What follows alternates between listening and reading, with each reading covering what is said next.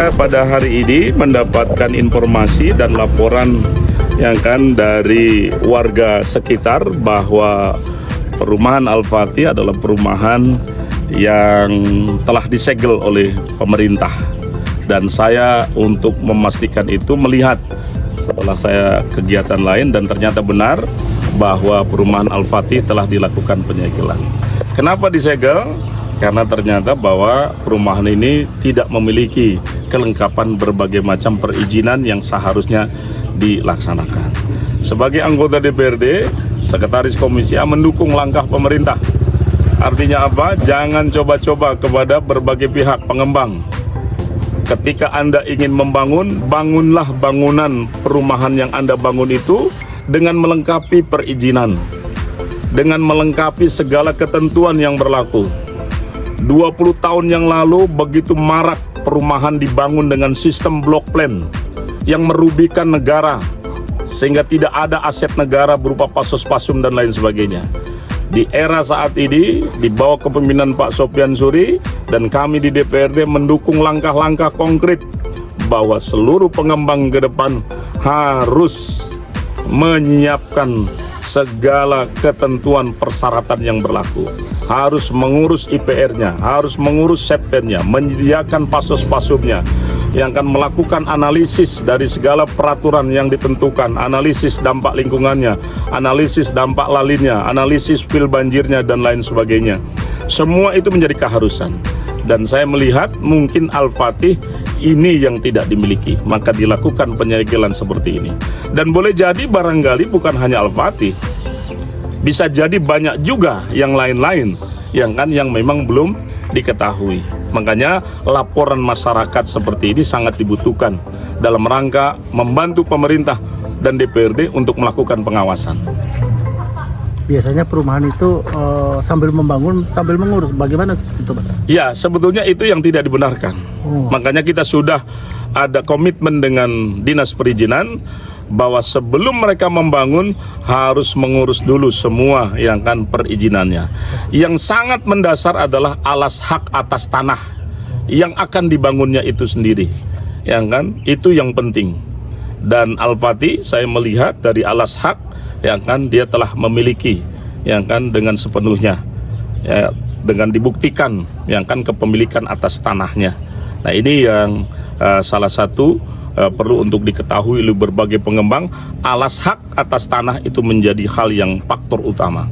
Nah, kemudian faktor yang kedua, kelengkapan semua perizinannya. Seperti itu. Kalau Al-Fatih secara legalitas alas hak seperti apa, Bang? Kalau dilihat dari bukti yang diinformasikan, alas hak tanah di Al-Fatih ini sudah berbentuk sertifikat. Yang dikeluarkan oleh Badan Pertanahan Nasional Kota Depok. Jadi secara legalitas dalam bentuk otentik ada berupa sertifikat. Jadi diperkenankan untuk mendirikan perumahan. Untuk diperkenankan tidak, ada lagi analisis yang lain. Apakah kena jalur hijau atau tidak? Seperti itu. Yang sudah terkena jalur hijau pun masih bisa diproses. Ada dua ketentuan yang berlaku yang harus diurus oleh pengembang itu lewat aturan kementerian dan lewat peraturan daerah yang sudah ditetapkan di kita di Kota Depok. Dalam artian Al-Fatih ini masuk dalam ruang terbuka hijau.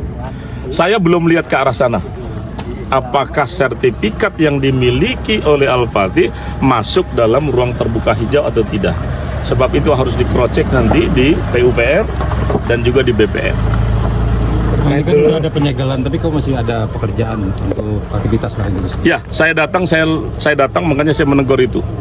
Jadi jangan, kalau sudah dapat penyegelan seperti ini, jangan ada aktivitas apapun, hentikan dulu aktivitas itu. Seperti itu. Solusi, Bang, yang ditawarkan untuk Al-Fatih, Bang?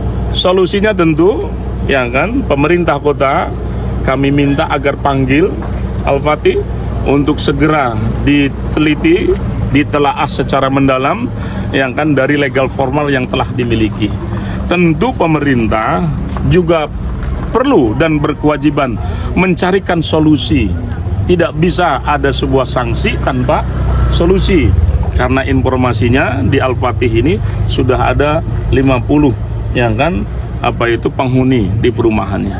Jadi saran saya kepada pemerintah, dan ini saya akan sampaikan, untuk dicarikan solusi sehingga yang kan ada cara dan jalan yang terbaik bagi pemerintah, terbaik bagi Al-Fatih, dan terbaik juga bagi yang kan penghuni ataupun konsumen dari Al-Fatih itu sendiri.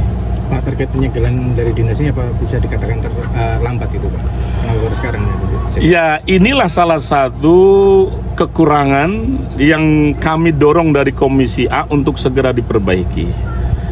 Perizinan, pengawasan perizinan selalu datangnya terlambat. Kasus seperti ini bukan terjadi baru satu kali, yang kan, tetapi juga banyak di tempat-tempat yang lain.